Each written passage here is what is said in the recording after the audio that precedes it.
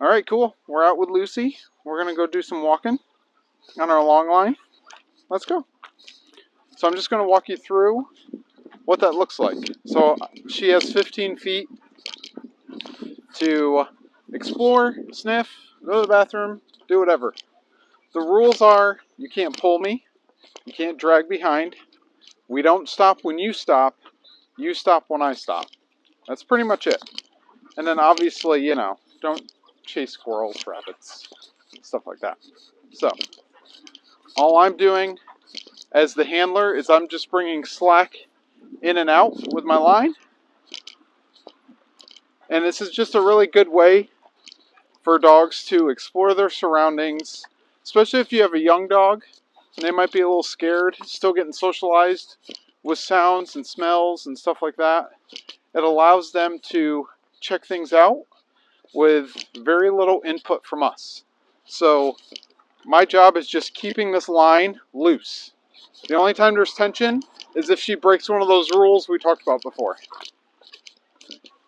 Loose means everything's fine, you're not in trouble, everything's great. If you feel a correction from me, you messed up. So that's all we're doing. The other reason this is really helpful is, you want to walk in front of me maybe? I don't know. This is fine. Okay. All right. The other reason this is helpful is, especially if you have a higher energy dog, it allows you to kind of keep your regular pace, and the dog can kind of get all their steps in and go backwards and forwards and up, down, all around, and get some wiggles out. But I don't have to walk 10 miles. I can walk for 15 minutes, call it a day, right? So we're starting to, basically what we're starting to tell her is, I control every part of your life with this. So that's why it's important. As soon as I took her out of the crate, leash goes on. Because I have to tell her what's acceptable and what's not. That's how a dog learns. Far too many people go off leash with their dog in the house and they don't have a good foundation, and that's how you get behavioral issues, because the dog's just going to do whatever it wants to do. And we're expecting the dog to not jump on people, not counter surf, not bark at the mailman. We're expecting them to do all these things, which really isn't fair because we never taught them that. So we got to teach them it first. Then we can hold them accountable. What you think? I don't know. You're going to be a star. It's going to be great. You're going to love it. Lucy's a great dog. She's really high energy. I call him, she's like a Tigger, from Winnie the Pooh. Just bouncy, happy. And that's a great energy to have for training. It's a really frustrating energy to have if you don't know how to train, or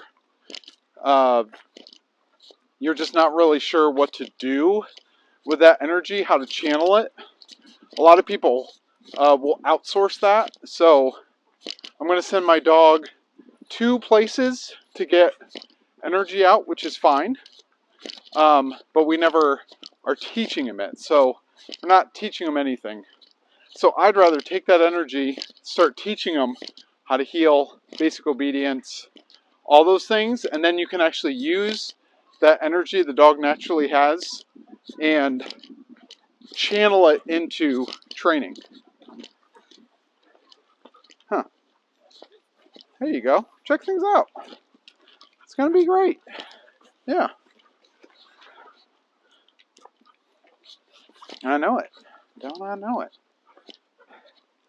So if you do this long enough, this long line technique kind of teaches the dog to kind of do what Lucy's already starting to do, which is kind of satellite around me. Just kind of hang out with me, stay close by. So if I stop right now, boop, I just gave her a little pull on the leash just to say, hey, you hit 15 feet. Where are you going? I'm right here. I stopped. What are you doing? So eventually, we're going to be able to do that. We're going to be able to stop. She's going to stop with us because we've taught her, hey, you got to stay with the group. And the way we do that is we just test it. So I wait till she's kind of distracted again and I start slowing down. and she's starting to stay with me, which is great. Yeah, that's good. Go, live your life. It's going to be great. Yeah. That a girl.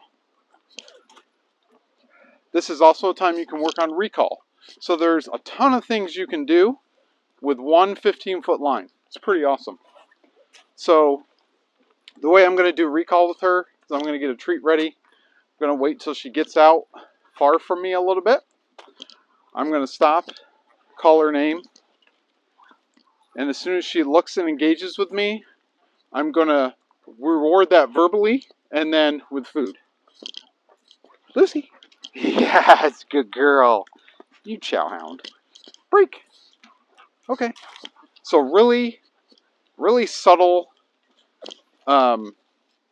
stuff I'm doing with her. But I'm starting to lay that foundation of come when you're called. Don't pull me on the leash. If I say break, you can go back to doing stuff like this. And all that is going to be helpful as we get more advanced into her training. I had a girl. Lucy. Yes, a good girl.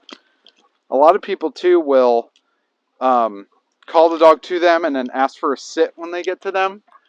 I don't do that. All I want you to do is come to me. Good girl. Break. I'm not asking you to come here and do more stuff. Recall is just, in my mind, come to me, check in with me so I can put a leash back on you if we're in a field, or I can pay you for coming to me, or I need you near me so we can get in the car, like whatever it is. Recall is just get within arm's length of me. Sits and all that stuff, that's later on. Huh. Yeah. I don't know. Her having this much attention on me, and again, granted, we've worked, I did a couple lessons with her a couple months ago, so we've done a little bit of stuff already. But when you start seeing engagement like this, or even those little nuances where you can stop, the dog stops with you, or you let her go out and I'll turn around like this and she stays with me, stuff like that, that tells me, okay, cool. Now we can start working on heel because she's starting to understand what the leash is, who I am. You can kind of start building on that. But you can use this technique anytime. So don't feel like, you just use it to start and then you're done. I use this technique with all sorts of dogs. Even dogs that are like off-leash trained. If I don't have an e-collar or I just need to do something real quick, I'll grab my 15-foot line, put it on, take the dog out to do whatever, and call it a day. So I think we're going to end it there for now. That's kind of the long line technique.